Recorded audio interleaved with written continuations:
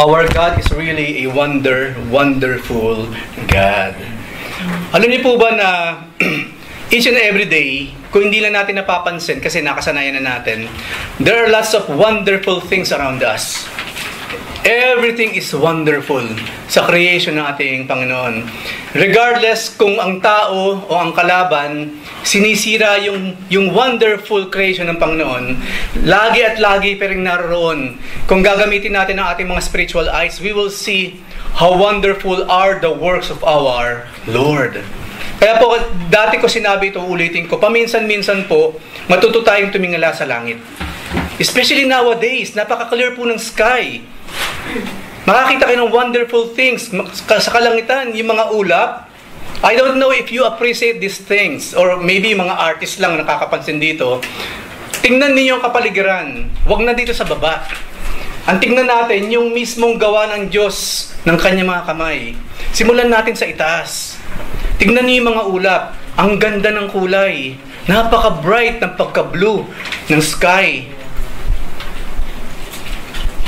Especially ngayon po nowadays, kung hindi maulap, kahit pa paano makikita natin yung bituin. At of course, nakikita natin ang buwan sa gabi. Huwag po natin kalilimutan na tignan ang mga bagay, na pansinin siya. Kasi there are so many things ngayon na nakaka-distract sa ating mga mata. Ang tao ngayon, nagiging wonderful para sa kanya yung gawa ng kapwa-tao. Especially nowadays, again, these gadgets, these things, yung mga kumikinang-kinang, pagpunta ng mall, kumikinang-kinang yung mga yan, kumakaway-kaway. Diba? Ang lalaki ng mga malls ngayon, ang lalaki ng mga buildings. Itong mga bagay nito, gawa lang ng tao yan, mga kapatid. Kung for us, wonderful yung mga yan, paano na lamang yung mismong gawa ng ating Panginoon? Napakaganda po ng nature. Kung meron kong panahon, lumabas kayo ng Riyadh ng konti lang. Hindi pala lalabas ng Riyadh, even inside this country, this city, meron kayo mapupunta mga gandang lugar. Para lang makita ninyo how wonderful yung works, yung gawa, yung handiworks ng ating Panginoon. So magbibigay pa po ako ng ilang mga examples dito. Ano pa ba yung mga wonderful things na hindi po natin napapansin, pero kung talagang pagbibigyan natin ng panahon, we will really appreciate it. So meron pong tinatawag, all of creation is perfect ratio or proportion. Ang tawag po ng science dyan, the golden ratio or the divine proportion. Makikita po natin yan sa mga examples ng mga picture na nakalagay dyan. Tignan ninyo ang kanyang itsura. Hindi po random ang pagkakagawa. Hindi random ang paglaki ng mga yan. Meron silang pattern, perfect pattern na sinusunod. Tignan ninyo yung shell sa simula. Diba? Hindi siya randomly nag-shape ng kung ano-ano na lang. You will see a pattern. Napakaganda na pagkakaspiral. Tingnan niyo yung susunod sa kanyang klase ng halaman. May pattern again. Napakaganda. Nang tumubo yung mga yan, meron silang tamang pinupuntahan hanggang sa sila'y lumaki. At yan ang maging resulta. Ang sunflower again, kung titignan po ninyo, di ba? Merong daisy, merong sunflower. Tingnan ninyo yung pattern again. Laging merong siyang design. Intricate designs. No? Tingnan nyo yung mga halaman, yung berde, ganun din po. Makikita nyo parang iisa yata ang pattern na nakikita natin. Hindi siya random. Maging yung atis, kung naalala ninyo yung atis, kung tititigan nyo yan, may pattern yun, may pagkakaayos siya. Mayroong pagkakaayos. Ang pangit na lang na klase ng mga prutas ngayon, kaya nag-iiba itsura, yung mga genetically, modified. I believe marami tayong kinakain ngayon, hindi natin alam, no? Man-made na lang yan. Saka nakakita ng ubas na walang buto. Yun yung mga berde. Alam niyo po ba yung mga berdeng apple? Gawa rin lang ng tao yun. GMO yun. Genetically modified po yan mga yan. Anything na boneless, paano mangyayari yun? Ang tao kasi gumagawa ng mga bagay na for her or for him, perfect to sa ating mga tao. It fits our need. Diba? Nakakabalita tayo mga manok na sobra laki. Ang bilis lumaki. Pinakialaman na rin kasi ng tao yan. Na yung buto ang liliit pero ang lalaki ng laman. Pero hindi, yun ang original na pagkakagawa ng Panginoon. Kaya lagi nating maririnig, kapag ang ulam natin manok, especially tinola, yung paborito nating lahat. Amen. Marami nagsasabi, nagko-comment, nako kung ito, yung manok na native, mas masarap. That is true. Kasi natural silang lumaki. Maliliit yung mga yan, pero napakasarap. Yung kasi gawa ng Diyos yun. Yung iba ay napakalalaki nga naman, malaman, pero tikman ninyo, walang lasa halos. Marami po sa bansang ito, malalaki. Pero kung ikukumpara mo, halimbawa, sibuyas na lang. Ang lalaki ng sibuyas dito. Pero ikumpara mo yun sa maliit na sibuyas ng Pilipinas, mas maraming kayang palasahin yung sibuyas sa atin. Yung patis na nga lang dito, isang bote na binubuhos mo, wala pang lasa eh. Sa atin, konti lang malasa na. Kasi pakialamero ang tao. Minomodify nila yung perfectly nagawa na ng Diyos. Makikigamit na rin lang, hindi pa kunin ng buo, ng original. Papakialaman pa. And look again here. Yung loob ng shell, kung makikita po ninyo, napakaganda rin ng pattern sa loob ng biyakin nila.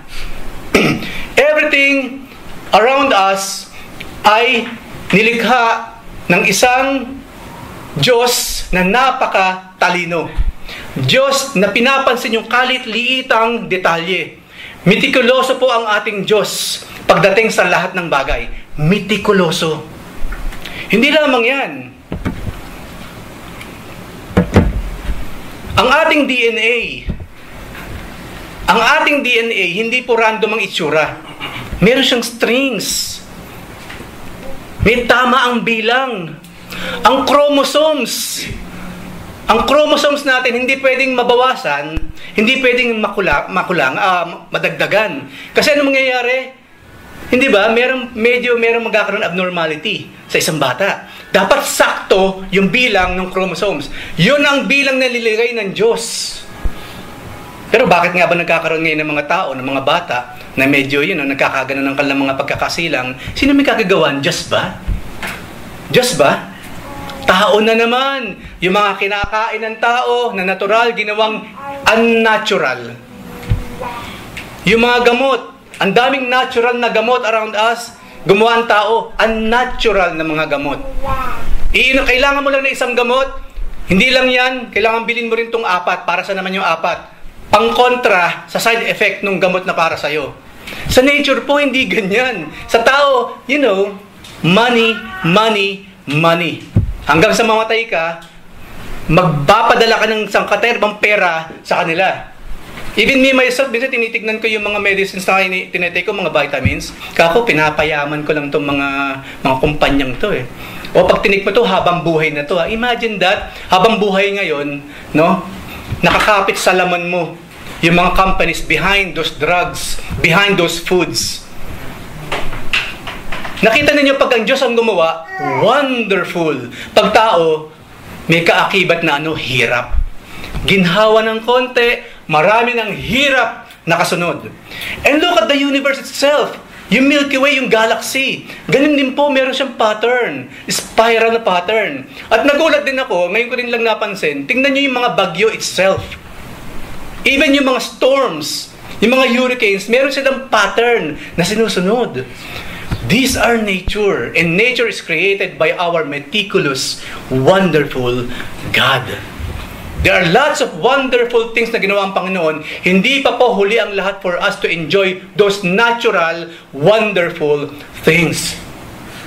Kanina pinag-uusapan namin sa sakyan, bakit kasi walang tea na pito-pito tea? Hindi lang gagawin yun kasi napakamura eh. Saka masyadong marami. Ang ipakilala natin, ang i-advertise natin, itong mga mamahaling ito, na lalong magiging mahal kapag nilagyan na natin ng label. Alam niyo po ba na 50 or 60% ng ginagastos natin sa lahat ng bagay dahil lang sa pangalan? Advertisement, kilala yung pangalan. Kaya na lumabas yung generic, mabuti na lang. Merong generic. Yung tamang generic kasi maraming generic fake. Anyway, kahit naman yung mga kilalang mga brand, may fakes din. Napakaraming fakes. Especially na nabibili sa online. Kung kaya mong pumunta ng pharmacy, doon ka lang bumili, wag na sa online. Kung gamot ang pinag-uusapan natin, ang daming fake. When it comes to money, maraming tao, nakatakip ang mata, kahit fake na yung mga binibenta sa mga websites nila. So, ang Lord po, napaka-divine ng kanyang creation. Ang baby, paano nagsisimula yan? Kakapiranggot. Tapos for some reason, nabibiyak siya, dumadami.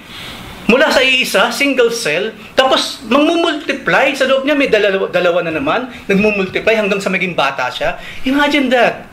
Nothing can ever recreate that. Ang ginagawa ng mga tao ngayon, di ba, sa laboratorio. Laboratorio, i-clone yung tao, ang pusa, i-clone. Kasi po, paborito ko tong aso na ito. At matanda na siya. Pag namatay po, please, i-clone po ninyo. Kunan nyo na ng DNA ngayon. Mga kapatid, I'm telling you, pag pinakialaman ng patuloy ng tao, ang natural na gawa ng Diyos, kapahamakan ang pupuntahan ng lahat. Kasi perfect! Ano sinabi ng Panginoon matapos siya mag-create? Everything was good. Everything was good. Pero pagdating sa tao, very good. Kasi gawa niya yun eh.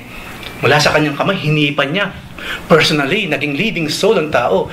Very good. After a while, very bad. Very bad. Kaya kung iiwan lang ng Diyos ang lahat ng bagay sa kamay ng tao, gulo ang kahihinatnan. Ibibigay ng Panginoon na maayos, pag natanggap ng tao, guguluhin niya. Look at our world now. Napakagulo ang politika, hindi na natigil.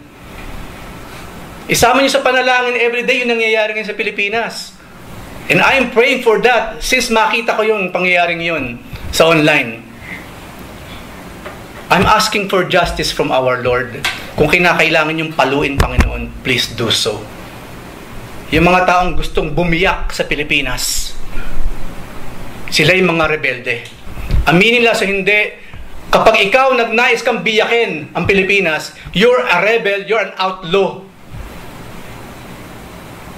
Sabi ko, kung buhay pa yung mga dating presidente, yung mga pinagsasasabi nito, dadamputin na ito, ikukulong.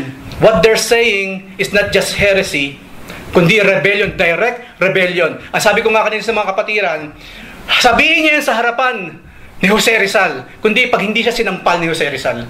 Sabihin niya yan sa harapan ni Bonifacio, lahat ng mga bayaning namatay para sa Pilipinas, sabihin niya yan, siguradong sigurado ako, binitay na siya. Kaya I'm praying sa lahat ng kanyang mga tagasunod, inside or outside the church, think about this. Kung ungodly, it is ungodly. Kung godly, it is godly. So it is your choice. Support this person or not. Regardless sa anumang nagawa niya noon, regardless of that, sino siya ngayon? Sa harapan ng Diyos, sa harapan ng mamayang Pilipino. Hindi ko na babanggitin yung pangalan, you know what I'm talking about. Huwag tayong passive. Ipag-pray natin actively. Ipag-pray natin actively na yung mga sumisira sa ating bansa, i-rebuke, paluin, parusahan ng Diyos. At yung mga Pilipino naman, huwag naman sunod lang ng sunod. Gumamit naman ng konti nito. Kasi natural na utak ang binigay ng Panginoon. Pag ibinigay mo na naman yung kaisipan mo sa ibang tao, walang gagawin nyo, kundi i-manipulate ang iyong utak. Ituro ka sa maling landas. Kalimutan na po natin ang fanaticism. Ang Christianity po, sumusunod tayo kay Jesus Christ, not because we are fanatics of the Lord. Yung pong fanaticism, sa tao lang yan, na sinimulan ng kalaban. Fanatics. Kahit mali-mali ng sinasabi ng pastor, mali-mali na yung sinasabi ng dating government official, oo pa rin. Amen pa rin. Huwag tayong ganun. Binigyan tayo ng natural na talino ng Diyos. Let's use it. Ang sabi ng Panginoon, wonderful, ng likhain ng tao, very good. Panatilihin natin yon as much as possible. Konting common sense lang. Konting gamit ng white stuff inside dito sa skull na ito. So look at this. Everything is perfect. Walang nilikha ang Diyos na hindi perfect. Everything is good, everything is very good, and everything is approved in His sight. In His sight. Ngayon, ang pamagat po ng message today ay God of Wonders. Pag-uusapan natin yung mga bagay na nandyan lang lagi, pero hindi natin napapansin. Parang sa ano lang yan, babalik ako sa mag-asawa. No? May asawa ka na ngayon. Maayos naman ang pamilya mo. Tapos bigla-bigla ka na lang yung mata mo, lumilikot na ganyan, hanggang sa nangangarap ka na. Kung kami kaya ang nagkatuluyan, ano kaya ang buhay ko ngayon? Siguro mas maganda, Be careful of these eyes. Ang sabi sa Biblia, this is the window of the soul. Okay? Pag-ainaatan po natin ang mga matang yan. Mag-iingat tayo sa paggamit sa ating mga mata. Ano mangyayari ngayon, di ba? Dati, you are the apple of my eyes. O aking mahal na asawa. Di ba? You're beautiful in my sight. Lahat na ng mga magagandang awitin, mga poetry, ibinibigay mo sa asawa mo. Pero ayan na, nung lumikot ang iyong mga mata, naglaro ang iyong kaisipan, nawala na, hindi mo na siya napapansin. Nakabagong bestida, nagpabango pa, lumalakad-lakad sa harapan mo, hindi mo na napapansin. Nanonood ako, mahal. Hindi mo napansin, nagpupustura yung asawa mo, nagpapaayos, lalaki man o babae. Hindi mo na napapansin ngayon. Why? What happened? Samantalang dati, kahit duster lang ang suot mo, nagiging classic, napaka-classic ng duster. Pero ngayon, nag-aayos na yung tao, hindi mo na siya napapansin. Ano nangyari? Ano nangyari? So, example lamang po yun. Simulan natin sa ating mga asawa. Dati siya ang apple ng iyong mga tao. Ang focus mo. Habang nagtatrabaho ka, kamusta ka na ang aking mahal?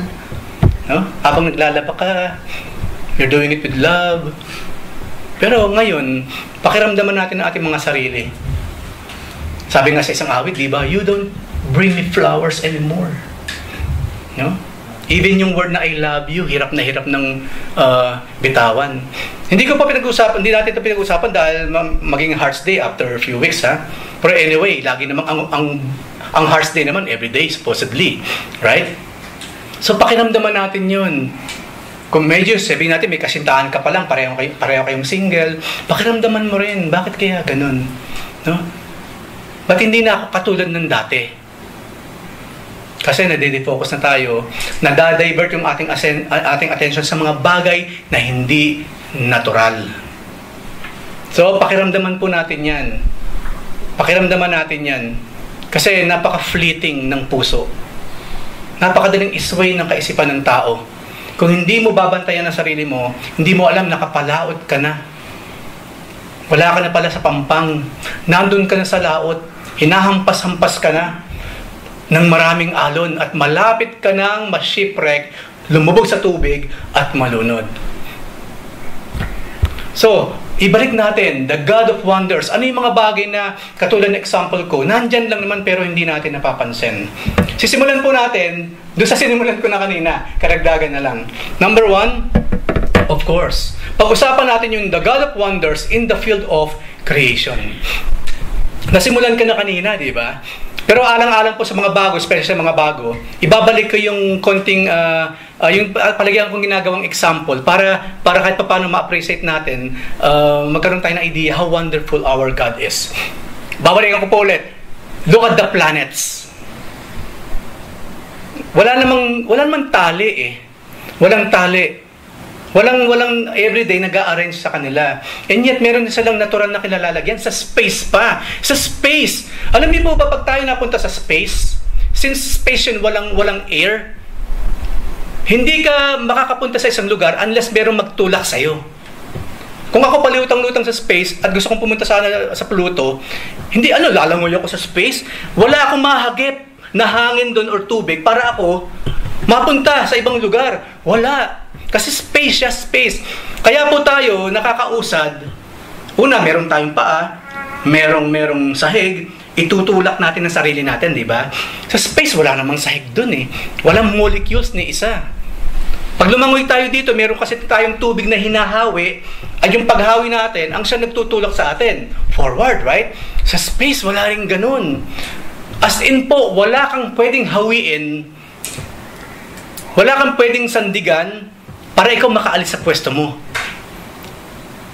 And hindi lamang yun, you just float anywhere na gusto kang dalhin ng space. Remember, may mga magnetism ang mga planets. So andun lang, floating in space, wala kang magawa. Kahit gusto mong lumapit ka uli sa Earth, Hindi mo magagawa kasi nga wala kang itutulak eh. Wala kang ikakampay. Wala. So, float ka lang, palayo ka lang ng palayo hanggang sa, anong nangyayari? You will be dead. If you're an astronaut, hindi ka na maglalas siyempre after just a few hours. Look at the planets again. Nakalutang lang sila doon. At ang wonder doon, hindi sila nga umaalis sa pwesto nila. Hindi. Ang araw nga po, di ba, ang araw, yun daw yung pinaka-natural nuclear na power in the universe, yung mga araw. Hindi siya napupundi. Di ba? Hindi siya napupundi kung ano yung lakas ng araw noon. Hanggang ngayon, ganun pa rin. Bakit hindi nauubos yung fuel ng araw? How come? No? Ang araw, sarili niya, pinapainit niya. Hindi katulad ng tayo, iinit tayo kapag tayo tumapat sa arawan. Pero kapag mawala na ng konti yung mashadean lang ng konting araw, di ba lumalamig siya? Yung mga coal, hindi niya kayang painitin ang sarili niya. Kailangan niyang kasama ng coal at kinakailangan mong paypayan o lagyan din ng apoy. Pero yung araw hindi. No? For 7,000 years, ang araw po nanatiling ganun siya. Ang universe, alam niyo po ba ng Earth, ang Milky Way, mabilis na sumisibat sa space every second? Ang universe po natin ngayon, wala sa pwesto kaninang umaga. Itong Milky Way na kinalalagyan ng Earth sa kanang Sun, wala na siya sa kinalalagyan niya kahapon. Malayong-malayo na po ang Milky Way natin. Kasi po, ang universe is continually expanding very, very fast. Ang point ko, kung dati ganito lang ang layo natin sa ibang galaxy, ngayon po napakalayo na natin sa kanila because everything nagsushoot out around. Bakit hindi tayo nagkakabangga-banggaan? Ba't hindi nawawala sa pwesto yung mga bituin? Ba't hindi nawawala sa pwesto yung mga planets na yan? Bakit ang mga araws around the world hindi nawawalan ng power? Because of our God of wonder. Di ba po, si David mismo nagsabi, O Lord our God, when I'm in awesome wonder, no, considering the works thy hands hath made. Ano yung kanta na yun? Then sings my soul. No? Then sings my soul. Ano yung susunod doon? Ayan. Tapos yung pinakasikat na part nun, how great thou art. Awit po ni David yun. Nagsasightseeing si David sa sky. Ayaw na niyang tumingin sa baba, puro gulo. Pag tumingin pa siya dito, si Bathsheba pa makikita niya, Lord, tulungan mo. Tinitignan niya yung kagandahan ng universe. At doon lalong tumibay yung paniniwala ni David na merong Diyos. Na tunay yung Diyos na sinasamba ng Israel. At yung Diyos na sinasamba ng bawat Kristiyano. Kaya po sabi ko kanina pa lang, look up high. No? Look at the stars. Don't wish upon the stars. Diba? Kundi, kausapin natin yung lumikha ng stars. Ika nga nila. Why wish on a star when you can talk to the person who created those stars? And that is our wonderful God. Ano pa? Pumasok tayo sa loob ng katawan ng tao. Siyempre, again, si David na naman nagsabi nito. Psalms 139 verse 14. Sabi niya, I praise you, for I am fearfully and wonderfully made. Wonderful are your works. My soul knows it very well. Imagine, dumating ang point in time si David, naisip niya, nung siya ay nabubuo pa lamang, sinapupunan ng kanyang ina. At hindi niya nakalimutang ipagpasalamat yun. Hindi po madali yung maisip ni David ito. Matinding klase ng devotion sa Diyos at imagination kung bakit. Pati ba naman yun na ipag-pray mo pa, na ipagpasalamat mo pa? Nung ikaw ay single cell pa lang, nabibiyak-biyak ka pa lang sa loob ng sinapupunan ng nanay mo, sino sa atin ang nakaisip ng ganong klase ng pasasalamat, papuri sa Diyos? Katalasan po sa tayo, pag nagpasalamat, maraming salamat Lord sa salary increment, maraming salamat Lord, even though ang dami kong absence, walang kaltas ang sahod ko, even though lagi akong late sa trabaho, walang kaltas ang sahod ko. Di ba? Tayo kasi pag nagpasalamat, yun ang pinapasalamatan natin. May bago akong gadget, meron naman akong pagkain gusto-gustong kainin. Walang masama sa lahat ng yan. Pero kapatid, medyo ganun pang deeper, no? Ilagay mo sa mas malalim na kalagayan ng sarili mo sa harap ng Panginoon at makikita mo yung mas higit pa sa nakikita mo around. At si David nga, me myself, hindi ko ma-imagine, paano papasok sa isip ni David ito? Unless merong anghel or kinausap siya ng Panginoon, no? Oy, remember, nung ikaw nabubupa ng sinapupunan ng nanay mo. Then he will remember. Kaso walang sinabing ganun sa Bible. Basta't sinabi niya, pinapupurihan kita Panginoon, because I am fearfully and wonderfully made. No? Sa sinapupunan pa lang na aking nanay, you know me. At pag babasahin pa po natin mga scriptures na yan, binanggit pa niya, alam mo yung bawat himaymay ng aking katawan. Dahil ikaw ang lumikha ng aking DNA, ikaw ang lumikha ng aking chromosomes, ikaw ang lumikha ng aking mga cells, ikaw ang lumikha ng lahat sa aking being, Diyos, Panginoon. Kaya sabi ni David, hindi naman sa sobrang, GGSS ba tawag doon, gwapong-gwapo sa sarili. Hindi naman. Pero talaga namang wonderful kasi ang pagkakalikha ng Diyos sa tao. Remember, we were created in God's own image. Hindi sa image ng anghel, hindi sa image ng pinaka-Adonis or Venus ng mundong ito. There's no such thing. Sabi ng Panginoon, you will be created in my image. Imagine that. Kaya po, pag gumarap tayo sa salamin, purihin mo ang Diyos. Huwag nating alimurain na natin sarili kapag naharap tayo sa salamin. Sa lahat naman ng pwedeng paglagyan ng nunal na to, bakit dito pa eh? Kapatid, please. No? Tapos meron kang height ngayon. Bakit kasi ganito ng height ko? Dapat kasi ganun eh. Hindi po ba ninyo napapansin na kapag ganun tayo sa sarili natin sa salamin, inaalimura natin ang sarili natin. Minamalit mo ang sarili mo. Samantala sabi ng Panginoon, nilikha kita sa aking wangis, ang dami pang reklamo dyan. Kaya nga sabi niya kay Job, di ba? Oy Job, ang dami mong reklamo sa akin. Bakit nasaan ka ba nung nililikha kong pundasyon ng galaxy, ng universe? Nasaan ka? Habang yung mga anghel, habang nililikha ko ng lahat ng ito, nagpapalakpakan yung mga anghel. Nasaan ka? None. You're non-existent. Lahat ng meron ka sa buhay, from me. Yung DNA mo, from me. Yung utak mo, from me. Yung buhok mo, from me. Ang kuko mo, lahat, ang cells, from me. Yung balat mo, sa akin din yan. Kaya simple lang ang sinabi ni David eh, praise you, Lord, for I am fearfully. Hindi lang wonderfully, kundi fearfully pa. Ang ibig sabihin ng fearfully, hindi yung takot-takot ang Panginoon habang nililikha niya ang tao. Of course not, hindi yun. Ganun siya ka million trillion times meticuloso. We were created meticulously by God. Hindi yung No. Hindi po. Bawat isa atin, napaka-metikuloso ng pagkakalikha natin ng Panginoon. Each person is special sa ating Diyos. Each and every one of us. You're special. At bilang special sa Diyos, magpaka-special naman tayo sa ating pamumuhay. Kasi hindi mo pwedeng sabihin special ang siopaw, tapos wala namang laman. Parang naglagay ng label lang special siopaw. Pero wala namang special dito. Bakit special siopaw to? Kaya special ang siopaw. Dahil iba nga may itlog daw.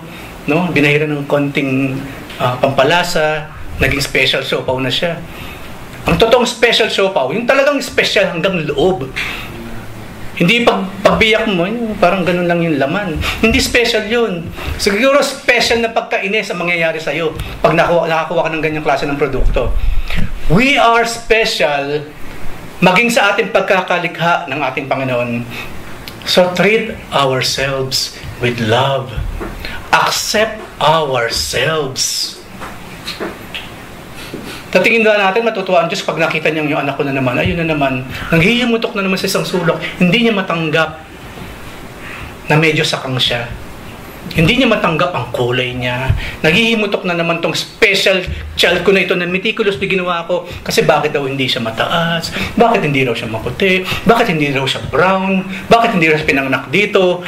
Ang daming reklamo. Lalo po yung mundong ginagalawa natin, full of fakes. Full of fakes. Wag kang mahulog sa bitag, sa picture. Kinakailangan mong makita ng personal. Sabi nga ipag-swimming mo muna pag-ahon, saka ka mag-decide kung gusto mo talaga siya o hindi. Lalo ngayon, puro fakes. Lahat ng parte ng katawan, pinalitan na lahat. Imbis na gumanda, hindi ba, karong malduman ang itsura? Parang manikang gumagalaw, ni pagngiti. Yung pong pagngiti, bigay ng Diyos.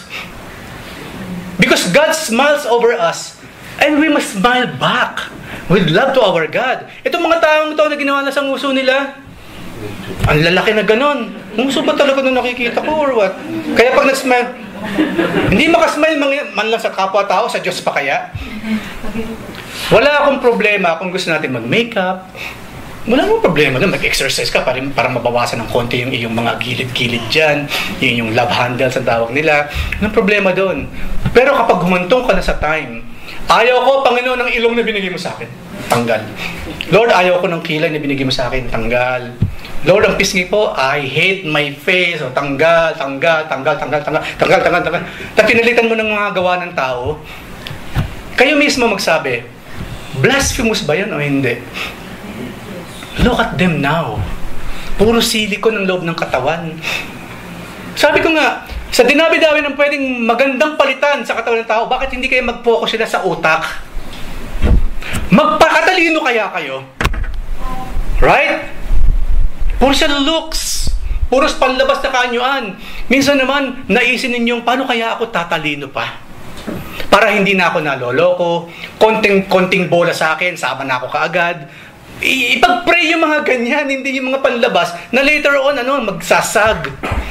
Naglalakad ka, bilang nagsigawan yung mga tao sa likod mo, yung pala may nalaglag.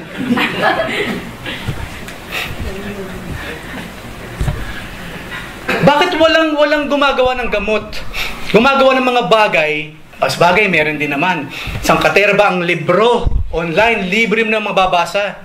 Sangkaterba ang dictionaries, pwede mong basahin anytime na gusto mo. Kaso ayaw ko kasi okay na ako sa brain ko, matalino na ako for myself. Kaya bunga ng aking katalinuhan, ito ang ginagawa ko ngayon sa katawan ko. Everything natural, tinatanggal ko, pinapalitan ko ng mga fakes. Nakita niyo kung paano ang kalaban, sinisira niya yung natural perfect creation ng Diyos by what? Pambabola sa atin. Kasi yun lang naman ang magagawa ni Satanas eh.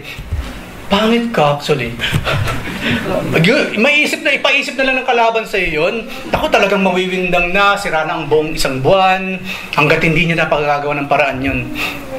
Ganun ang gagawin ng kalaban. Huwag ka nang magbihis-bihis pa kasi walang mangyayari.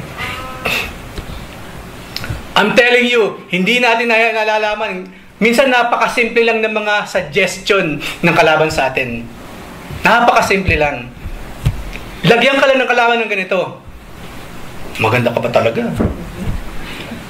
Akala mo naman, ikaw nag-iisip ngayon. Oo nga, maganda pa ako talaga. Siyempre, nagkaroon ka na ng doubt. Pag harap mo sa salamin, talagang ka na ngayon. Hindi mo na matanggap yung nakikita mo sa salamin. Napakasimple lang po. Konting suggestion lang, konting doubt lang ilagay ng kalaban sa atin, hindi mo na halos matanggap ang sarili mo. But always remember, let's go back from the start. It is God who created us meticulously. We are fearfully and wonderfully made, so we must accept ourselves as it is. That's it. Huwag kayong mag-alala. Meron may tinalang Adan, ang Diyos sa bawat iba. Meron naman. Saka mamaya yung taong yung pala, kaya lumalayo sa'yo kasi tao ba talaga yun? Parang Barbie na hindi maintindihan. Barbie nilagay sa pugon, kaya I don't know, nangyari sa kanya. Be natural. Go back dun sa pagkakalikha ng Diyos sa atin. Minsan isipin natin yun. I'm telling you, maraming lalaki, yung natural pa rin ang hinahanap. Yung iba kasi puro panlabas, ginagawa lang mga sidelines yung mga yan. Napansin ninyo kahit sa Hollywood, palit-palit, lagi nagpapalit ng girlfriends yung mga tao doon. Hindi Hollywood, maging sa normal na mga tao sa West. Everyday nagpapalit sila. Why? Kasi ito lang yung mga pang sides ko lang naman ito eh. Pero yung one true love, wala pa. No? Iba naman, nandiyan na nga yung one true love, hindi pa napapansin. May mga side kicks pang ginagawa. Mga sideline, side works na ginagawa sa kanyang buhay. Simply because, hindi nila tanggap ang kanilang sarili at ang tendency, hindi nilang matanggap yung kanilang kapwa-tao. So always remember, sa creation, dagdag doon sa sinabi ko kanina, we are fearfully and wonderfully made. At ang sabi ni David, and my soul knows it very well. Mamaya pa pag-usapan natin ng kaluluwa. Hindi po yung patungkol sa araw ng mga patay. Something else. Something more better than that. So sa field of creation, indeed our God is the God of many wonders.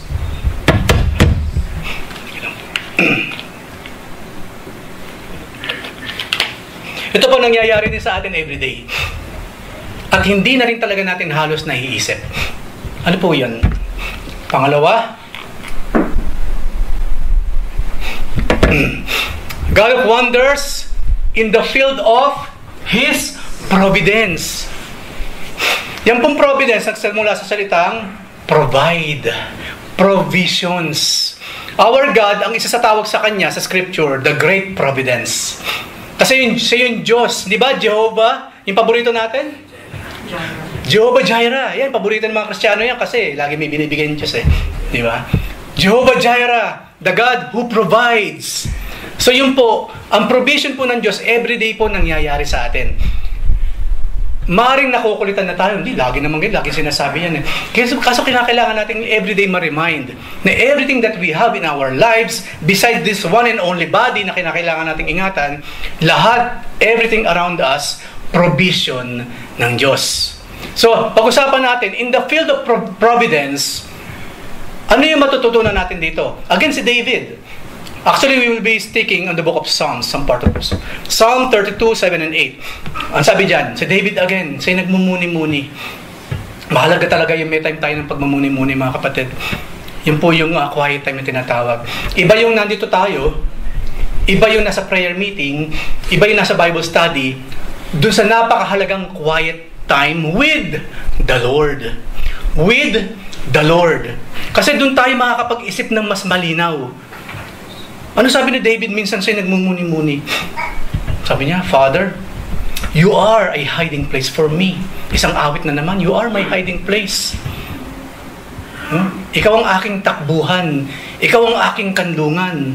No? You are a hiding place for me. You preserve me from trouble. You surround me with songs, o sa ibang versions, shouts of deliverance. At sa verse 8, ang sabi naman ng Panginoon sa kanya, sagot ng Lord kay David, I will instruct you and teach you in the way you should go. I will counsel you with my eye upon you. Now, tignan natin itong pag-uusap nilang dalawa. Ni David sa kanang ating Diyos. Napakagandang klase ng conversation.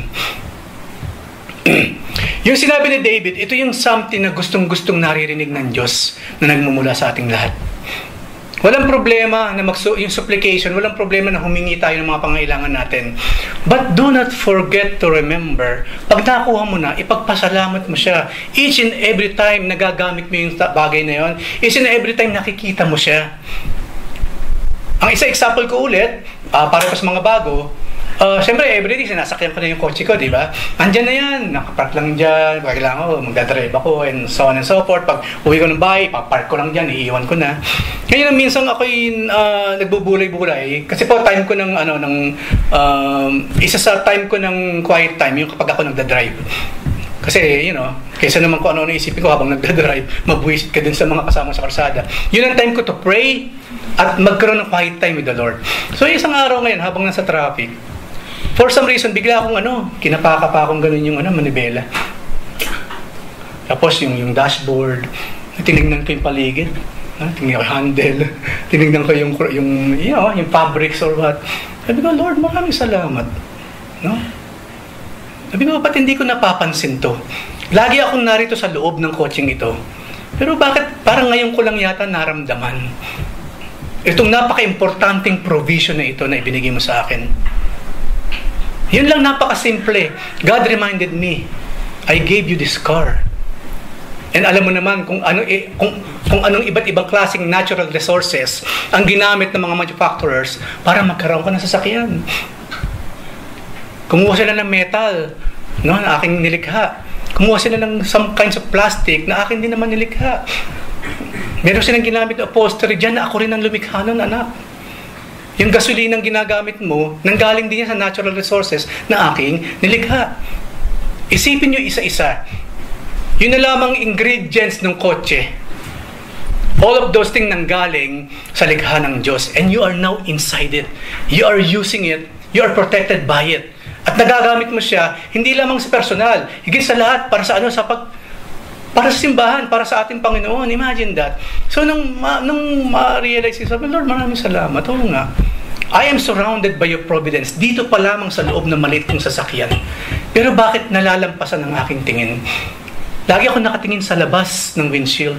Ang tinitignan ko yung mga magugulong kasama ko sa lansangan, yung traffic, yung mga tao. Pero Lord, thank you very much. Maraming salamat, Lord, for this very, very simple and yet napaka-grand na provision mo para sa akin. Maging appreciative tayo, mga kapatid.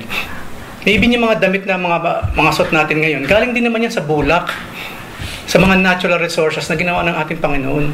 At nagbigay pa siya ng talino sa mga tao, yung bulak na yan, pwede mo siyang gawing ganito.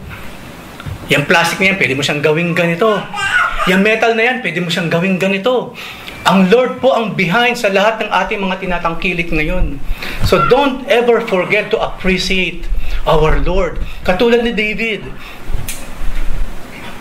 Ang kagandaan pa kay David, hindi lamang yung mga bagay na yon. Siyempre, yung mga bagay na mas mahalaga sa mga bagay. And thus, yun na lang i-preserve nga naman ng Panginoon si David sa maraming problema. Maraming salamat sa Panginoon. Tayo, hindi ba yun ang pangarap natin na one day wala nang problema sa buhay? Wala naman siguro nagpe-pray dito na sana may trouble sa opisina pagdating ko. Sana yung bagong boss troublemaker. Walang nagpe-pray ng ganun, di ba? Gusto natin ayos lahat. Ayos lahat. At I believe, even though ang buhay natin talaga laging may problema, nandun pa rin lagi ang Panginoon. To what? Ano sinabi ni David dito? To preserve me.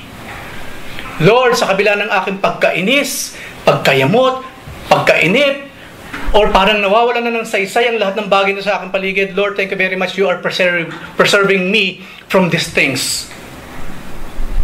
Kapag nawawalan na tayo ng appreciation sa lahat ng mga bagay na binigay sa atin ng Panginoon, kailangan mo ng preservation from the Lord.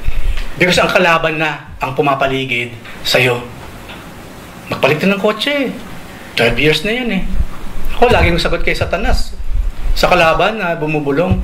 Gumagana to ng perfectly. Nakakapunta ako kaya kahit saan pumunta, kahit maraming gas-gas to, nagagawa niya yung dapat niyang gawin for me.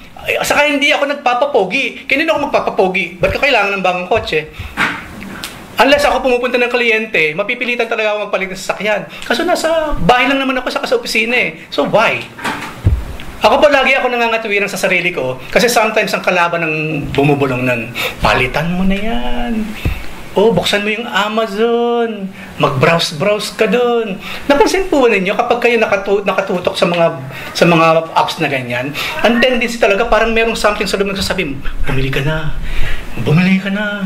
Bumili ka na. Pero yung kaisipan na, kailangan ko ba ito? Wala. Kasi ang gagawin nila, kailangan mo yan. Kailangan mo yan. Maganda kapag meron ka yan. Kapatid, matinding pagpipigil sa sarili po ang kailangan natin. At mangyayari po yun if we are under the preservation of our Lord. So pray always.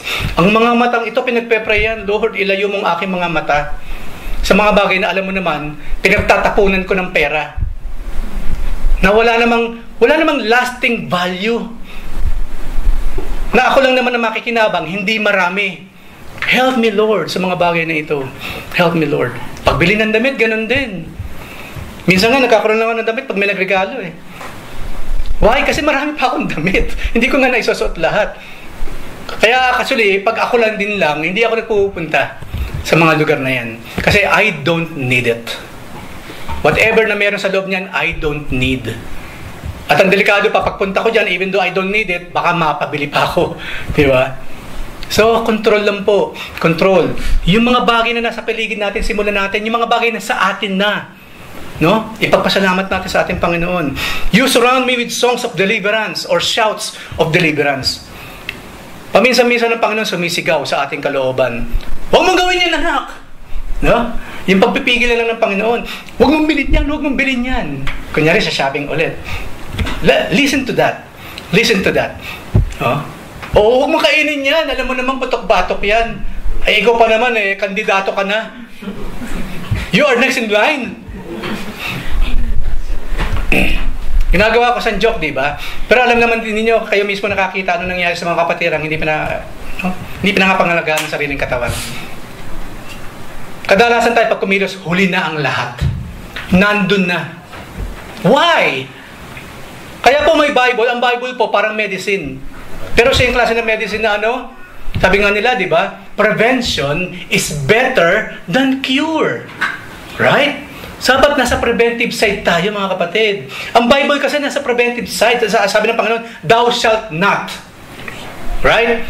Sinasabi ng Panginoon, huwag mo nang gawin. Huwag mo nang gawin. Kasi hindi ba ang ugali natin, gagawin pa rin natin, okay, bahala na, gagawin natin. Pag nandun na tayo, tulungan mo ako. Doktor, tulungan mo ako. So, mga kapatid, pagpasensya na ako. Kasi, for me kasi, napakahalaga ng mga katawan ninyo. Pag kayo nabulag, pag kayo lumaki ang mga paa ninyo, naputulan kayo ng mga limbs, at ngayon palang hirap na hirap ka na sa pagsasilbi sa Panginoon, lalo pa siguro pag nawala yung mga parte ng katawan mo na iyan. We are created by the Lord according sa Ephesians for His works. We are saved by grace through faith so that we may what? Do the works prepared beforehand by the Lord for us. Niligtas tayo ng Diyos kasi meron siyang ipagagawa sa atin. Now, paano natin gagawin yun kung ang sarili nating katawan pinapabayaan natin? Tapos hindi ba, ang lakas pa ng loob natin, Lord, pagalingin mo ako ulit. Pag gumaling, ayan na naman, abuso na naman. Kapag nagkasakit, Panginoon, mga kapatid, pag-pray niyo ako, bumalik yung sakit ko. Pinag-pray ng mga kapatirang napaka-inosente, mapagmahal ng mga kapatirang pinag-pray. At ang mapagmahal ng Diyos, pinagaling uli siya. Nung gumaling, balik na naman sa dating gawi. Hindi ba natin naisip para nating niloloko ang Diyos kapag ganun? Binubuksan ko lang po yung iba't ibang klase ng kaisipan sa inyo para sa inyong quiet time, meron kayong paglimi-limiin. Oo nga, no? Alam ko nang bawal sa akin to ba't tinutuloy ko pa? Marami naman pwedeng ipalit na mas healthy, right? Yes, yung mga bagay na healthy, hindi masarap katulad nung sarap ng mga fakes. Pero isipin na lang natin yung benefits niya. Kalimutan mo na yung panlasa mo. Dumarating ang time ng isang tao, hindi na mahalaga sa akin kung masarap o hindi. Ang mahalaga sa akin, pag kinain ko siya, healthy. Makakatulong sa aking katawan. Kapag ang katawan ko laging malakas, lalo ako makapagsisilbi kay Nino sa Panginoon. Chain reaction po yan, mga kapatid. Kaya nga sabi nila, napanood ko naman minsan, you are what you eat. Diba? Kung sino ka ngayon yung katawan mo, bunga yan ang mismong pinili mong kainin everyday. So kung gusto mo maging healthy, kumain ka ng healthy foods. Yung makakatulong sa atin. Okay? So konting effort lang po doon. Alam ko, healthy foods are more costly. Kagagawa na naman ng mga ganid ng mga companies. No? Mga ganid ng mga businessman. Dati namang natural na pinalitan na ng mga fakes, ng mga fast food. Nung ibinabalik na yung natural na napakamura noon, ngayon, ano lalagay nila? Lalagay nila ng ano nilalagay nila ngayon? Ano daw yung mga damong kinakain ng mga cow nila ngayon na wala raw nilagyan ng fertilizer, hindi raw nila. Anong tawag dun sa ganung klase ng mga produkto? Organic. Organic! Samantalang doon naman, organic na talaga kinakain natin. Pumunta ka ng Talipapa, pumunta ka ng palengke, organic talaga lahat yan. Until dumating yung mga gagaling mga empire ng mga fast foods, mga junk foods, pinalitan. Pinalitan na ng mga fakes. Ngayon naman, mukhang natututo ng mga tao, tumatalino yata. Marami nang hindi bumibili sa soft drinks. Parang tubig na lang ang iniinom nila ngayon. Okay, gumawa tayo ngayon ng produkto. No? Na, yun din naman yung dati, original. Pero pag ibinalik natin yung original, lagyan natin ng organic, mas mahal na siya. Nakita niyo yung evil ng kaisipan ng maraming businessmen? Huwag na lang tayo magpapauto. Ganun lang naman yun . Kung alam nating masama na ngayon sa katawan mo at pinapayaman mo pa yan, yung taong yan, hindi ba nagkakasala na rin tayo doon? So again, another avenue para pag-isip-isipan natin sa ilang mga panahon. At ang sabi ng Panginoon, hindi lamang yun, David, i-instruct pa kita. Lagi ako meron ibibigay na instruction sa iyo, and I will always teach you in the way you should go. Ako magsasabi, kakaliwa ka ba, didiretso, or kakanan. At nangyari po yan sa mga apostles, right? Minsan may plano sa Pablo pupunta dito, sabi ng Panginoon, no, Pablo, hindi ka Canada. Kandaba ka. Pakinggan po natin yung very, very tiny voice ng ating Panginoon. Kasi kadalasan marami tayong ipinipilit na hindi naman talaga para sa atin o hindi kalooban ng Lord. Okay? Yan. So I will tell you kung saan ka pupunta. Hindi lamang yun, David. I will counsel you, at habang kinakounsel pa kita, ang aking mata nakadikit sa'yo. Ang ganda, no? Napakalabing talaga ng Diyos. Hindi kita iiwan ng aking mga mata. Lagi kang nakafocus sa akin. Anywhere you go, I will be the great providence in your life. At marami po na kapag itinuloy natin to, hindi na kayo makakapasok sa work for 1 week. At panghuli po, siyempre, the God of wonders, patungkol naman sa number 3, in the field of mercy. Last time maalala niyo, pinag-aralan po natin ang message ng Panginoon, yung patungkol saan? Amazing grace. How sweet, no? How sweet ng ating Panginoon. Ngayon po pag-usapan natin, ano naman ang kaibahan ng mercy?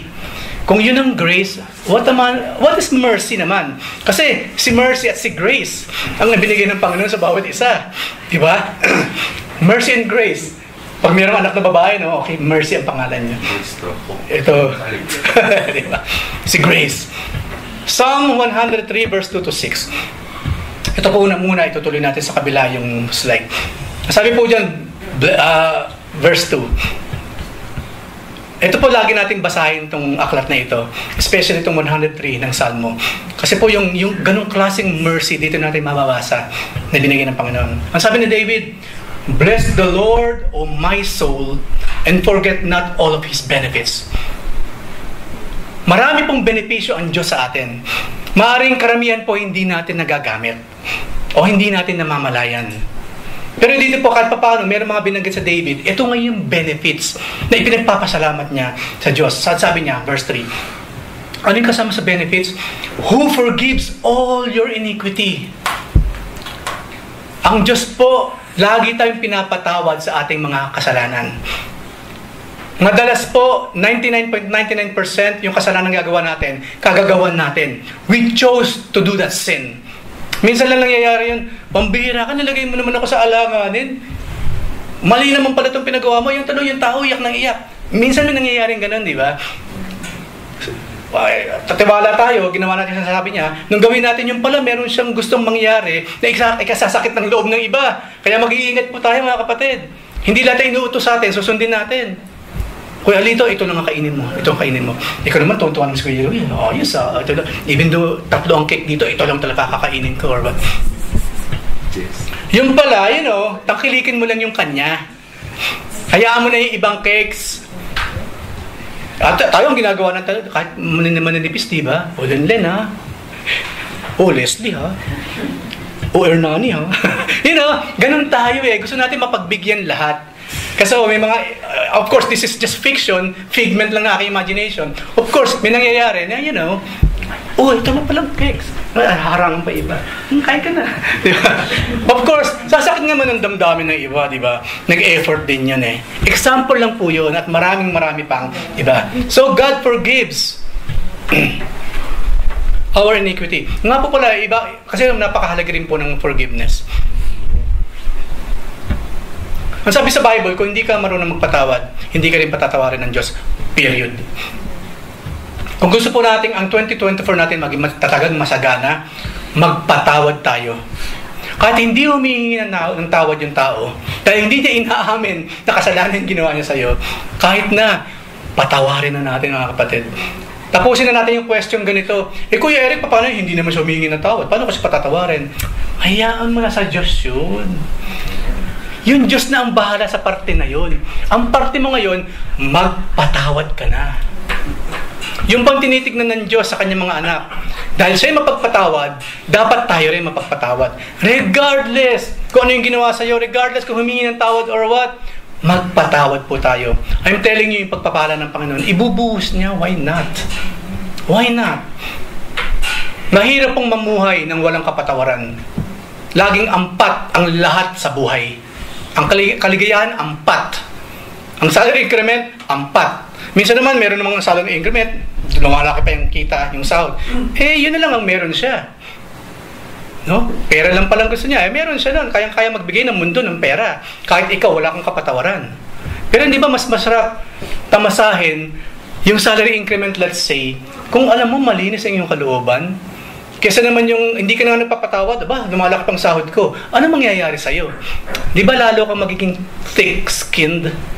Na hindi, magiging kalyos lalo ang puso? Lalo maging kalyado ang puso, hindi na niya nararamdaman. Hindi na siya sensitive ngayon. Una sa Word of God, pangalawa sa damdamin ng kanyang kapwa-tao. Mag-iingat po tayo doon. So, forgive. Forgive and forgive. So, ayun ang ginawa ng Panginoon. Each and every time, nagpapatawad po siya. Ano pa yung benefits? Siya'y nagpapagaling. He heals all your diseases. All your diseases. Nung araw po, ang mga pinapagaling ng Panginoon, yung mga klase ng diseasing, for some reason, dumapo talaga eh. Yung mga diseases na from birth, paglainan niya. To be honest, I don't know kung mga panahon na yun, meron ng diabetes. Kung meron lumapit sa Panginoon, Lord, pagalingin po ang aking diabetes. Lord, ang cancer ko po, pagalingin ninyo. Kasi marami pong sakit ngayon, modern sicknesses. Nung Panginoon ng Panginoon, di ba? Okay, bulutong, ano ba? Yung mga boils, di ba? May ketong, I think, yung mga pagkakasakit, yung lagnat, yung sinat, trangkaso, noong mga panahon kasi na yun, yan yung mga karamdaman nun. Di ba? Pero ngayon, napaka-modern. Na habang nagmo-modern ng science, naging moderno rin ng mga sakit. Kung maiisip ninyo. Pero, imagine that, ibinabalik ko lang, nung panahon kasi yun, pag nagpagaling ng Panginoon, yung mga taong lumalapit sa Kanya, yung talagang for some reason po, nagkaroon kami nito. O siguro, bunga na rin ng kasalanan, di ba? Kasi yung ketong po, inahalimbawa siya. Analogy siya ng kasalanan. Na kapag nagkaroon ka ng kasalanan, katulad ng ketong, unti-unti niyang kakainin ng iyong laman. And ultimately, you will die. Di ba? Pero hindi naman lahat ng nagkaketong because sinner yung tao, may nagawang kasalanan. Yung iba nga kasi nasagap, yung iba pinanganak na ganun. At yun yung mga lumalapit sa Panginoon. Ngayon kasi imagine. Kasi yung mga tao nung araw, una, mas healthy syempre kinakain nila. Right? At tama lang, sapat lang. Sapat lang na pangangailangan ng katawan na kinakain nila noon. Kasi yung excess, yung mga panahon nila hindi pa nag-e-exist. Ngayon po ang mundo natin, full of excess. Excessive sa lahat ng bagay kasi mga tao ngayon. Excessive sa pagkain. Wala naman sana masama sa excessive sa pagkain. Kaya so, piliin mo rin naman yung kinakain mo syempre. Excessive sa mga bagay na masama sa katawan. Na-imagine kung ngayon, siyempre hindi ko sinasabing, ibig mong sabihin, Kuya Eric, yung mga merong, ano may matamis ulit? Yung mga diabetic, kagagawa ng mga pinagkakain niya, hindi tatanggapin ng Panginoon, hindi magagaling. Yes, of course. Pero hindi ba? In a way, kakaiba yung kalagayan niya. Nagkaroon siya ng diabetes. Una, yung mga pinagkakain niya kasi talaga magkakadiabetic siya at wala siyang pakialam, kain ng kain. Nagkaroon siya nun, lalapit siya sa Panginoon, hingi ng kagalingan. Compared naman sa mga taong ipinanak na kasi siya talagang ganun, wala siyang magagawa. Kumbaga, my sickness, Lord, is not my doing. Humingi po ako ng kagalingan mula sa inyo. And sa future, Lord, may sakit po ako, it is my doing. At humingi po ako ng kagalingan sa inyo. So, sino yung better sa kanang dalawa? Pero alam na natin sino yung better. But you know what? Buti naman, Panginoon, either gawa mo kung bakit meron kang ganyang pagkakasakit or natural na dala mo na yan nang lumaki ka, magpapagaling pa rin ng Panginoon. Sa atin na lang, Lord, hayaan mo, Panginoon, pag pinagaling mo ako sa mga bagay na ito, no, if you will heal me, O God, hindi na ako babalik sa dati kong ginagawa na magbabalik din sa akin sa pagkakasakit na ito. Kaya mga kapatid, concern na ako sa bawat isa. Yung sicknesses kasi, darating yan kapag hindi natin inayos ang ating katawan, ang ating mga intakes. Yes, lagi magpapatawad ang Diyos. Pero matuto naman tayo, mga kapatid. No? Matuto tayo. Sa mga nagluluto naman, magkaroon din na assessment. Itong mga kapatid na ito, kalahati dito, malapit ng pumutok ang batok ng mga ito. Maging sa pagluluto po natin, I don't know kung preference ko to. Sasabihin ko lang, pero it's up to you ang pagdidesisyon. Halimbawa, sagana tayo sa manok, right?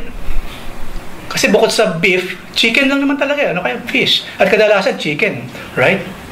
Hindi naman siguro kawalan kung tatanggalan natin ng skin. Alam natin, di ba, kung ano yung dulot ng balat ng manok pag lagi natin kinakain? Alam nyo, hindi. Bakit lagi nandun yung balat? Minsan, hindi mo nilalagyan ng mantika yung ulam. Puro mantika. Why? Kasi hindi mo tinatanggal yung nagdudulot ng another mantika. Yung talagang as in, paminsan-pinsan, walang problema doon. Pero kung laging ganun, mga kapatid, binubuksan ko ulit yung bawat sulok ng ating kaisipan para i-consider din natin. Be careful about these things. No? Tandaan natin again, it is God who created us in a very, very perfect condition. Kung sino man tayo ngayon ng mga katawan na ito, tayo ang may kagagawan, wala nang iba. But then again, maraming salamat sa Panginoon. Ang isa sa benefits, kapag siya ang Diyos, lagi siyang nagpapagaling. Number 4, hindi lamang yon. He redeems your life from the pit. Mula sa hukay, mula sa impyerno itself, iniligtas tayo ng ating Panginoon. Redeems your life from the pit. At hindi lamang yon, who crowns you. Ang ating palang mga crowns na nanggaling sa Panginoon, ano raw? With steadfast love and mercy. Yun ang nakikita ngayon ng Panginoon sa kanyang mga niligtas. Kahit napakatitigas ng ulo, no? At tinitingnan niya, I already have given this child a crown of my steadfast love. So ang Diyos, hindi siya nagbabago.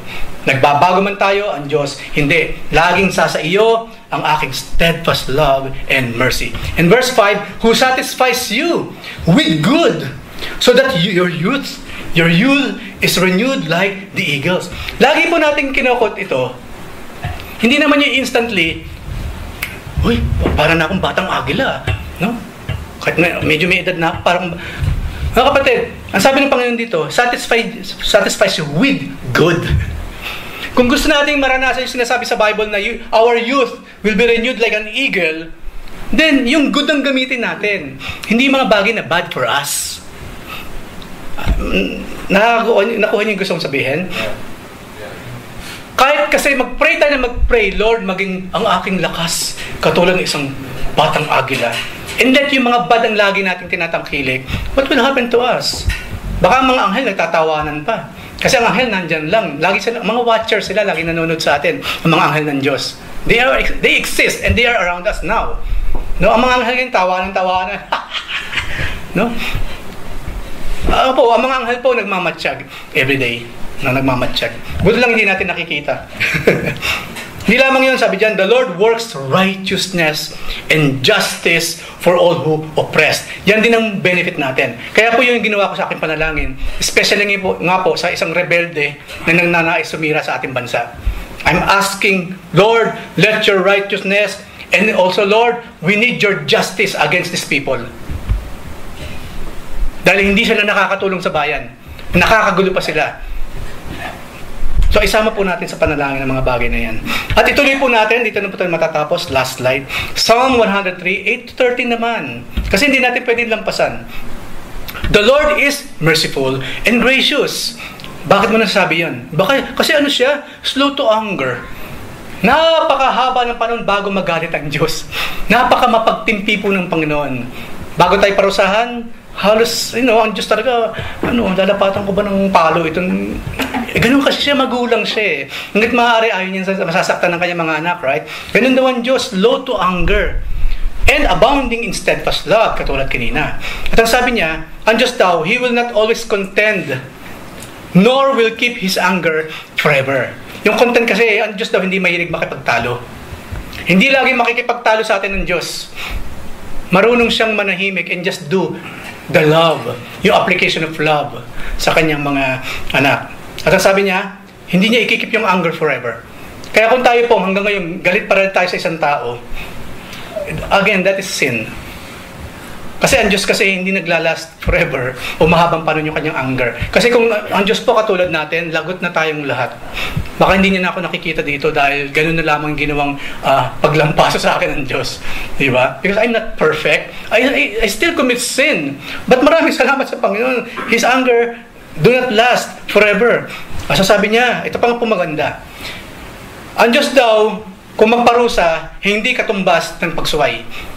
Kasi po, isang kasalanang napakalit sa ating mata, enough na po yun for God's wrath ibuo sa atin at dumiretso na tayo sa impyerno. Because there is only one attitude God has towards sin, and that is to punish sin. Pero imagine this day pa lang sa araw na ito, ilang kasalanan yung nagawa natin. Kung ang Diyos, parang tao na madaling mayamot, masyadong magaang kamay sa pananakit sa kapwa-tao, kung gano'n ang Diyos, hindi na ako makakatayo dito. Wala na sa atin makakatayo dito sa harapan nito at this time. Ano pa? Kapag ang Diyos daw nilinis tayo mula sa ating mga kasalanan, as high as the heavens are above the earth, so great is His steadfast love toward those who fear Him. Ano pa? As far as the east is from the west, so far does He remove our transgressions from us.